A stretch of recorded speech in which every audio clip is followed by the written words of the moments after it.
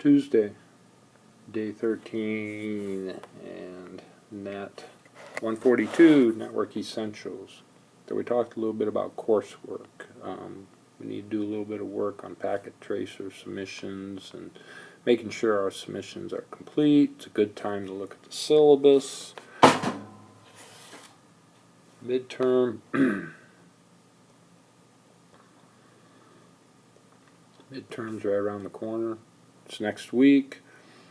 Make sure you understand how grading works and so forth. Keeping up with the quizzes and scheduling for classes. You can actually see, it's not, you can see the teaching schedule for me at my NIAC schedule. If you look in the syllabus, you can find the schedule and then look at the tabs. You can see spring 2020. And you need to make an appointment and get your schedule squared away. If you have questions, you can talk to Kelly Miller or me about what you should be doing class-wise if you're not sure. Talked about IP4 and subnets, DHCP and NAT. We should have a pretty good understanding how that works. IP6, we covered the basics. Started talking about network services, and then we had a security speaker today.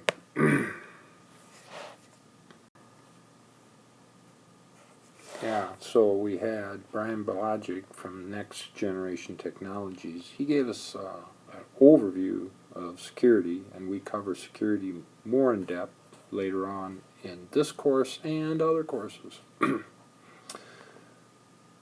Even though we're not asking you to actually do subnetting, you should understand the concept of taking an address and splitting it into more addresses so we create, in reality, more networks. More on that later.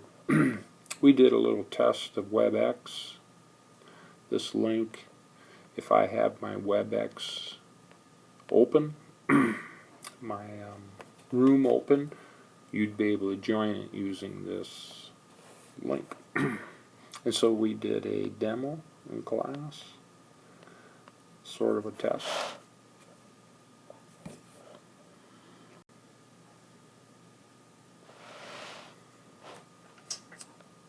OSI. So up here we have all kinds of applications, and we're going to review those on Thursday.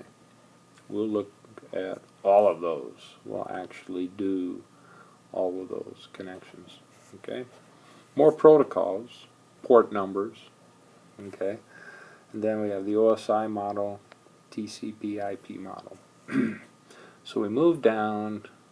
The application hooks in to these, you might want to just call them apps or whatever you want to refer to them. So the application creates the hook into those, if that's a way to, I think it's okay.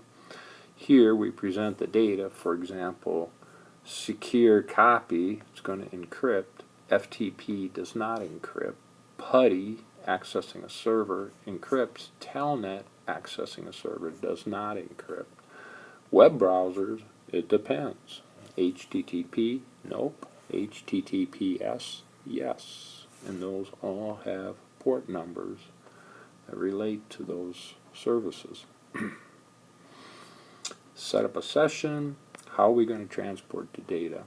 We split the data into segments. So if we have a big amount of data, we split it into segments, port number, and you can, later on we'll talk about creating a socket, port numbers to match IPs. And then, depending on the service, we either send it TCP or UDP. This is where we make sure all of the segments make it, and we can retransmit if they can't, if they don't. This is just best effort. We're going to send them, and if some don't get there, it just has to compensate for it when it gets there.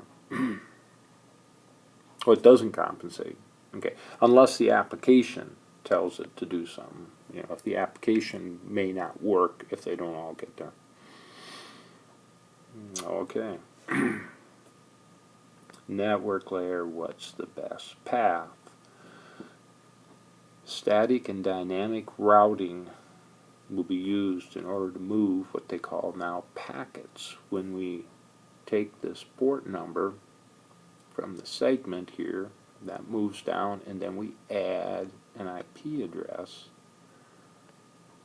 to it, and then we call it a packet.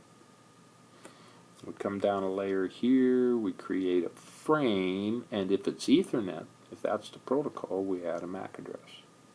Actually, if it's Ethernet or Wi-Fi. Okay, so if it's wire, doesn't have to be, but Ethernet, Wi-Fi. And we're starting to get some numbers. 802.3 for Ethernet. 802.11 for wireless. And then there's some, putting it across fiber that we'd be using probably 802.3. Then the physical layer, bits on the media. Here's the media. And if we're going to match it up with the TCP IP, the application layer takes in all of those, transports the same, internet's here, and how we access the network is here. The more you get to understand how this works, the more sense this will all make.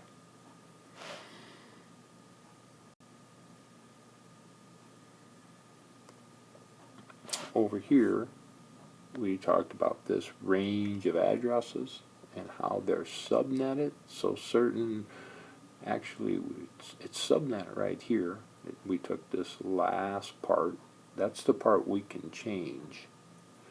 /24, this part we can't change. It's a public address. We can't change that.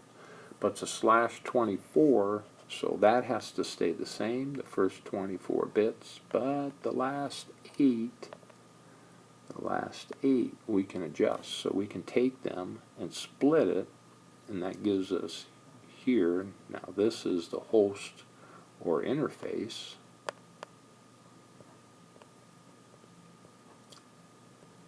Host or interface, and over here is the network. And we'll talk more and more about that. But we have 3 bits, which would give us a combination of 8 different networks we can make. And over here is 5 bits, and that allows us to get 30 addresses.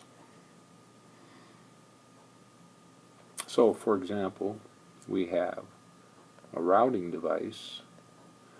We have the main campus, part of the network. Then we have the IT area. Take in all that. Here we have a firewall.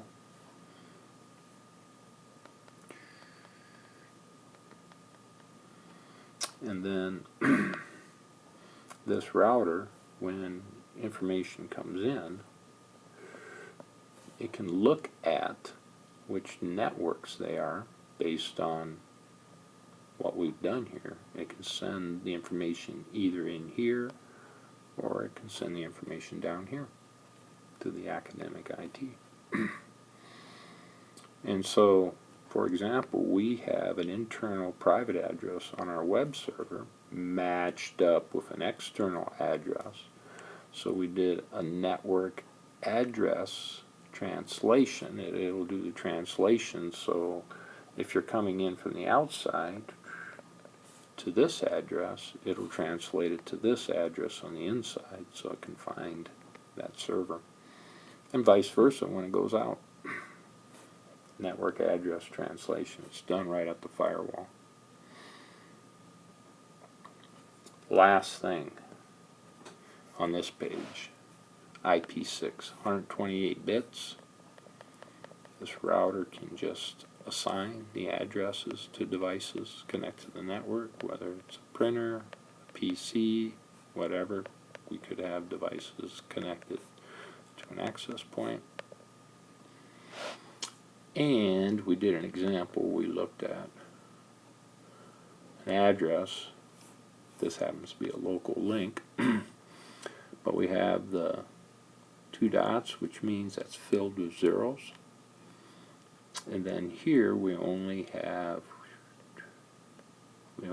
3 items, so there must be a leading 0, because when we draw these out, draw them out in groups of 4,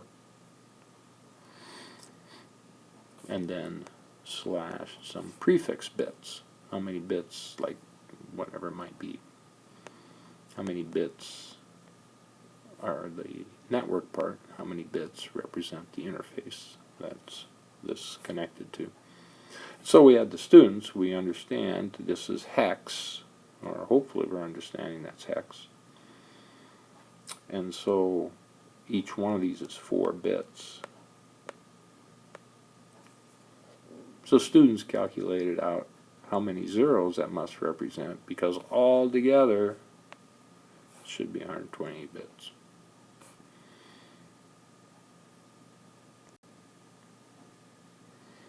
Just as an FYI, let me see here.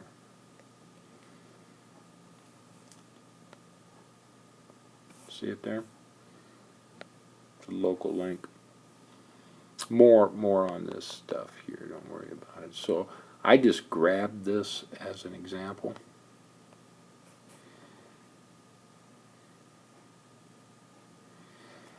Okay, so where we're at, curriculum-wise, we should be, 4 should be wrapped up, and this week we're going to try to wrap up chapter 5 from the NET-142 information. So, right, make sure you take the quiz on each of the chapters and so forth. And ask. If you have some particular topic, jot it down while you're working through stuff, something doesn't make sense, make sure you ask. You send me an email, set up a time in my office, or whatever. That's it.